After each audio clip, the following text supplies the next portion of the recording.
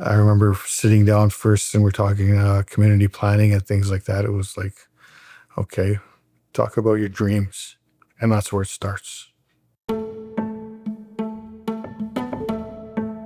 Limhailtuch was my name, the real name that I say. It's a Chilkoyak name from the Chilliwack tribe my grandfather passed on to me. Dalton Silver is the English name, chief of Sumas, the Sumas First Nation.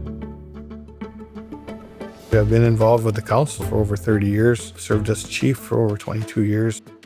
One of the biggest plans and one of the biggest accomplishments that I would love to see is self-sufficiency. And to be able to provide the opportunities. We're pushing for better education, for better housing. We need to increase our land base. We'll need to be involved economically to make those achievements. I'd like to introduce myself as Yitlash. I come from a small village called Quotamos on the Sunshine Coast. I'm a proud Sheshoth band member. My English name is Brian Jones, and I'm presently the general manager here at Sumas First Nation. We're located about 3 kilometers west of the city of Abbotsford, which is approximately 70 kilometers from the city of Vancouver. We're just over 600 acres. So we have to maximize every square inch of our property. So economic opportunities are a big push for us because we can't do anything without the money that we need for infrastructure. So we can't build houses if we don't have own source revenues. We can't put infrastructure in unless we've got all of the tools that we need to be able to capture all of that. We realize that all of the land that we have here in our territory is in the floodplain. So in order for us to do any kind of development here with our lands, we have to increase the height of our land itself in order for us to develop. Almost 200 acres needs to be raised 8.4 meters above its present height.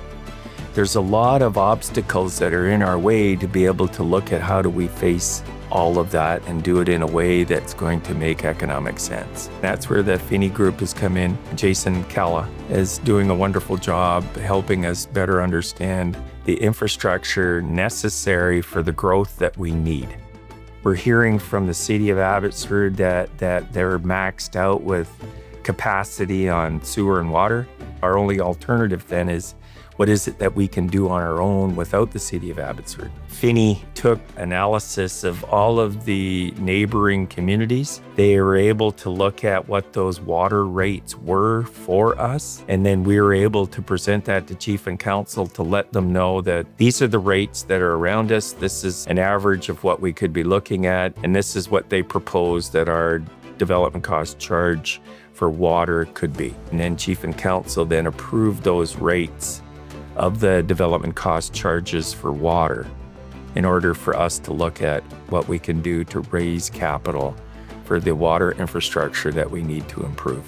We're further looking at then all of what our wastewater is, because that's a huge undertaking, the capital costs that are associated with all of that. So there's more work that we feel necessary in order for us to get the actual construction estimates that are needed. Once those are developed, then we can do the same, looking at the rates that are around us and then seeing how we can add our own development cost charges for wastewater. They've helped us through all of the assessments and analysis of all of that, and then are presenting those numbers back to us so that we can then develop that into our development cost charges law.